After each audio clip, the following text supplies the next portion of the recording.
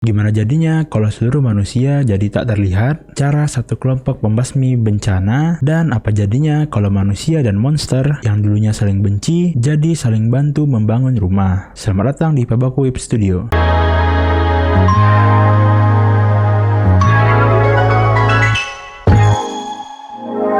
Sesuai yang gue bilang di awal, di video kali ini gue bakal ngasih rekomendasi manga shonen yang masih baru dengan cerita unik juga menarik. Nah, langsung aja ke yang pertama.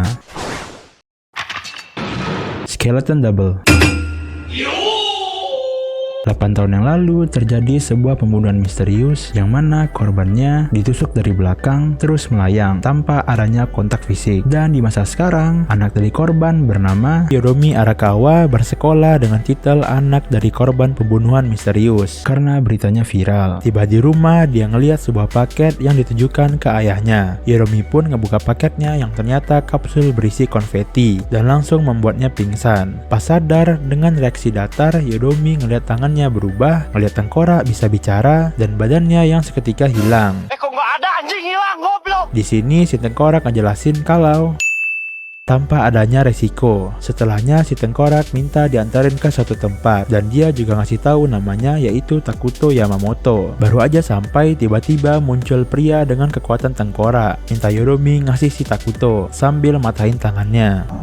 Pas dikasih tahu kalau dia anak dari Hayao Arakawa, nama dari korban pembunuhan misterius. Orang tadi langsung bilang dan langsung dikonfirm sendiri sama Takuto. Dia juga ngasih tahu alasan nyamperin Yodomi, yaitu karena ini pria tadi ngebawa Takuto sambil lagi-lagi matahin tangan Yodomi. Dengan tangan yang patah, Yodomi merenung tentang dia nyesel nggak banyak ngomong sama Takuto, kematian ayahnya, dan tentang Takuto yang ngebunuh ayahnya. Dalam perjalanan, pria asing tadi dibuat kaget karena pertarungan mereka dimulai dari pria asing bernama Ramon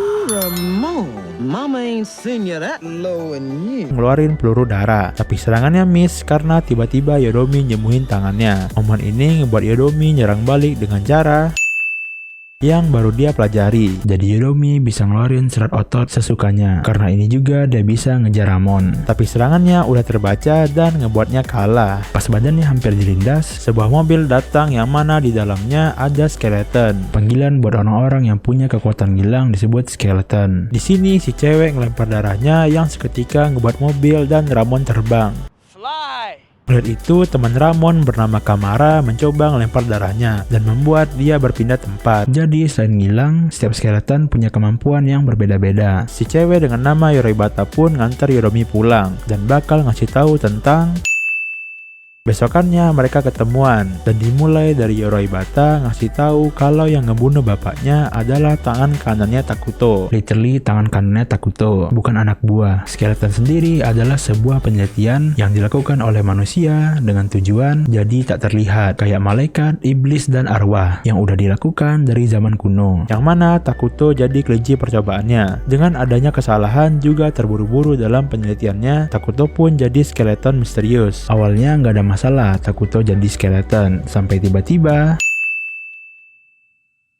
alasannya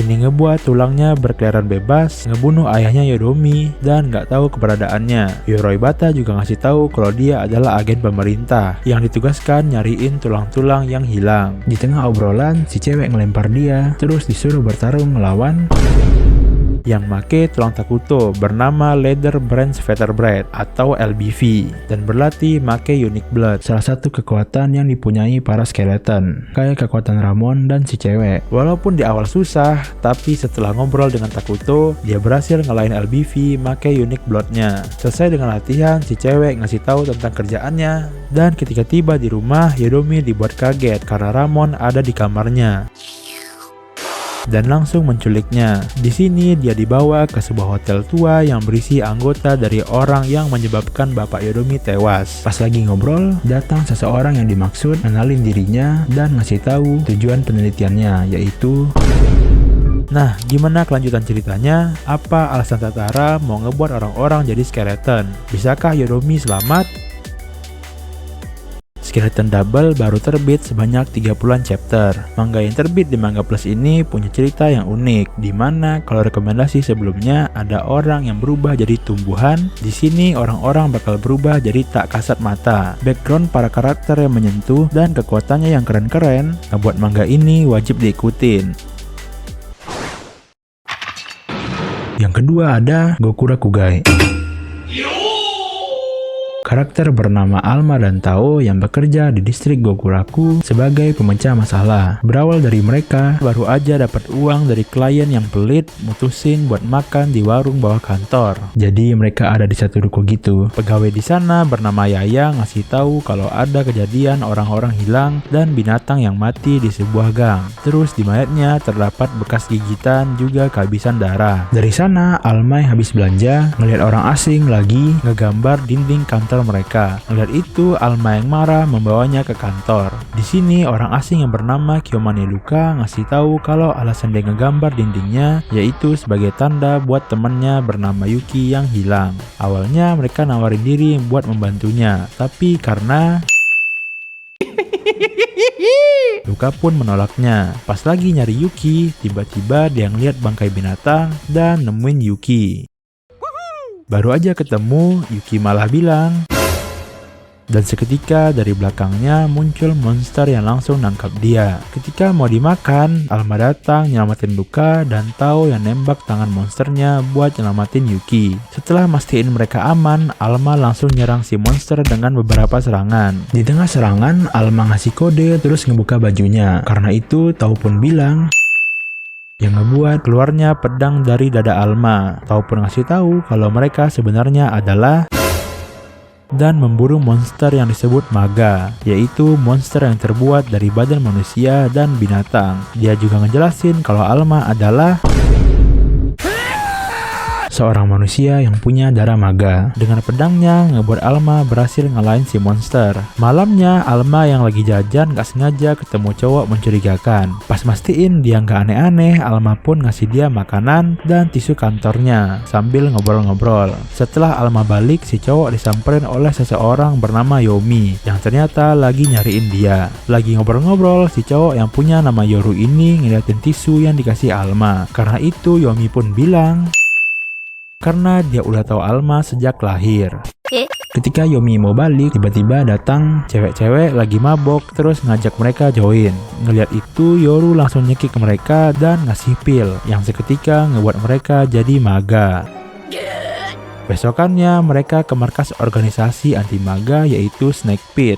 Buat ngasih bil kerusakan tempat bertarung, juga diambil darahnya Alma yang bakal dijadikan peluru pistolnya Tao. Dan ketemu dengan anggota lainnya yaitu Yoki, Dara, dan Nei. Di tengah obrolan, Yoki ngasih misi ke Tao yang diambil Nei buat mengatasi Maga dan pergi bareng Alma. Sampai di TKP, pas Maganya muncul, Alma yang mau nyerang tiba-tiba nggak bisa ngeluarin pedangnya. Ngeliat itu, Nei bilang kalau karena tanpa Tao, Alma nggak bisa ngapa-ngapain. Hal ini ngebuat Nei nunjukin skillnya ngalahin Maga dengan satu serangan. Setelahnya mereka disamperin anggota bernama Tatsuomi buat ngasih info terjadinya pembunuhan yang korbannya laki-laki dengan penyebab kematian yang sama, yaitu bekas gigitan di seluruh tubuh, kehabisan darah sebelum mati, dan luka khusus di...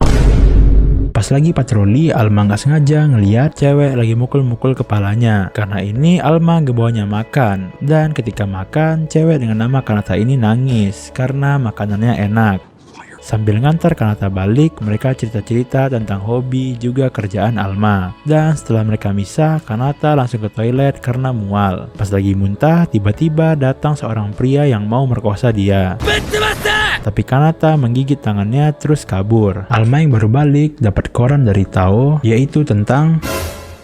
Karena itu Tao nyuruh Alma buat mengurusnya. Setelah berkeliling, dia akhirnya nemuin Kanata yang lagi putus asa. Di sini Kanata langsung ngaku kalau dia adalah Maga yang udah ngebunuh orang-orang. Mendengar itu, Alma langsung meluk Kanata sambil nawarin buat pergi ke markasnya. Pas mau pergi, secara nggak sadar Kanata ngegigit Alma dan berubah jadi Maga. Melihat ini, Alma pun berusaha nenangin Kanata yang membuatnya kehilangan tangan. Di tengah kekacauan, tiba-tiba Yomi datang dan nyapa Alma sambil narik pedang dari dadanya. yang ngebuat Alma ngamuk juga nggak sengaja ngebunuh Kanata. Alma yang ngamuk juga nyerang Yomi, tapi pukulannya terus membuatnya tumbang. Dari arah belakang, Tao dan Nei datang nyoba nyerang Yomi, walaupun serangannya gagal. Melihat ini, Yomi yang kenal Tao dari keluarganya pun cabut sambil bilang, dibarengi dengan Alma yang sadar terus ngeliat Kanata yang udah mati.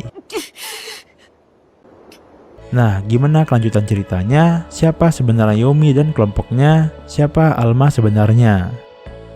Goku Rakugai baru terbit sebanyak belasan chapter dengan cerita yang menurut gua ada unsur Gintama plus Sakamoto Days plus Tokyo Ghoul ini punya cerita yang bagus, art yang unik, dan fact yang keren, ngebuat manga yang masih bisa berkembang ini harus dibaca.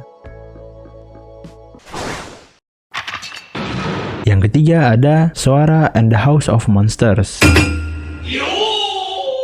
Di sebuah kerajaan, seorang bocah bernama Sora yang dari kecil udah dididik dan dilatih buat jadi pemburu monster bersiap buat pergi ke pertempuran pertamanya. Tiba di kastil kerajaan, Sora yang baru aja berjanji ke sang raja dibuat kaget karena di sini raja nyuruh Sora buat hidup bebas dengan keluarga juga temannya, dan mereka pun merayakan selesainya perang. Kecuali Sora yang bingung karena dia nggak punya teman dan nggak punya rumah. Hal ini ngebuat dia melakukan perjalanan yang ngebawanya ke suatu tempat bersalju. Pas mau bermalam di sebuah goa, dia ngeliat para dwarf datang dan bertemu dengan para goblin. Karena dwarf punya julukan arsiteknya dunia monster, jadi ada dua tempat dalam ceritanya, yaitu daerah manusia dan daerah monster. Di sini tiap monster punya keahlian juga kemampuan masing-masing, termasuk para dwarf dan goblin. Goblin nyuruh mereka buat ngecek goa yang jadi tempat tinggalnya, terus minta direnovasi. Selesai meriksa rumahnya, bos dwarf bernama Kirik langsung ngebuat rancangannya, juga nyuruh anggotanya buat bersiap. Setelahnya mereka pun langsung mulai membangun rumahnya sambil diintip Sora yang memakan waktu seharian lebih. Dengan alat seadanya mereka berhasil ngebangun rumah dari sempit, kotor, dan berantakan jadi bersih, luas, dan rapi, plus tambahan interior kayak lantai yang bisa mantul, lumut yang bisa bersihin sampah karena goblin malas bersih-bersih, juga pohon yang bisa nyala sendiri. Sora yang lihat itu langsung teringat dengan masa lalunya, terus berpikir kalau monster nggak boleh punya rumah. Pas mau pergi, dia dicegat sama para dwarfs karena mencurigakan. Sora yang bersiap menyerang mereka tiba-tiba ngelihat para goblin menggigil. Hal ini ngebuat anggota Kirik bernama Dansho dan Nico kaget, tapi Kirik yang udah tahu langsung mutusin buat manjat gunung. Barang Sora yang diam-diam ngikut. Sadar kalau diikuti, Kirik nanya ke Sora kenapa ngikutin mereka, dan dia jawab. Mendengar itu, Kirik ngaku kalau dulu mereka menyerang, menjarah, dan menginvasi dunia manusia. Tapi mereka berhenti karena sadar ada yang kurang, yaitu jadi alasan mereka nyerang karena nggak punya rumah yang layak. Setelah ngejelasin semuanya, mereka lanjut manjat ke puncak dan ngancurin puncak gunungnya yang ngebuat lavanya keluar. Para dwarfs pun langsung ngebikin jalur lava terus ngarahin ke bawah rumah para goblin. Selesai dengan renovasi, Kirik ngajak Sora buat gabung sama mereka bikinin rumah para monster. Awalnya dia nolak, tapi tiba-tiba Kirik bilang, dan dimulailah perjalanan mereka berkeliling dunia monster sambil benerin tempat tinggal mereka. Dimulai dari benerin rumah para griffin, dimana dari sangkar biasa berubah jadi rumah mirip telur yang multifungsi. Nice. Benerin rumahnya slime, walaupun slime mereka juga punya rumah. Yang sebelumnya tinggal di fosil, direnov sama para dwarf jadi rumah kayak taman hiburan. Ada pelontar dan perosotan. Karena ini, slime pun ngasih hadiah ke Sora yang ternyata klon dari slime-nya, dan ngebuat Sora mikir kalau di tengah perjalanan, mereka disamperin kurir lalat yang ngasih mereka surat dari Raja Iblis, yaitu raja dari semua monster. Hal ini ngebuat mereka ngubah tujuan ke kastil sang raja. Sampai di kastilnya, karena nggak ada siapa-siapa, mereka pun ngitarin kastil dan sampai di puncaknya, yang ternyata ada sebuah rumah gubuk. Pas keliling, mereka ketemu dengan para monster yang merupakan jenderalnya Raja Iblis bernama Iron Goliath yang punya kekuatan super, Shiva of the Wind yang punya kecepatan, dan Barak si ahli pedang. Awalnya Soara bersiap untuk menyerang, tapi nggak jadi karena ternyata lagi bertani. Lagi ngeliatin para jenderal, tiba-tiba Raja Iblis nyamperin mereka dan langsung menjamunya. Hal ini ngebuat Soara marah karena dia nggak mirip kayak gambaran orang-orang. Mendengar itu, sang raja pun bercerita tentang dia yang dulunya kejam dan menjarah dunia manusia berubah 180 derajat karena seorang wanita. Nah, gimana kelanjutan ceritanya? Wanita macam apa yang bisa ngerubah raja yang kejam jadi kalem kayak sekarang? Apa yang terjadi dengan para dwarf plus Soara ke depannya?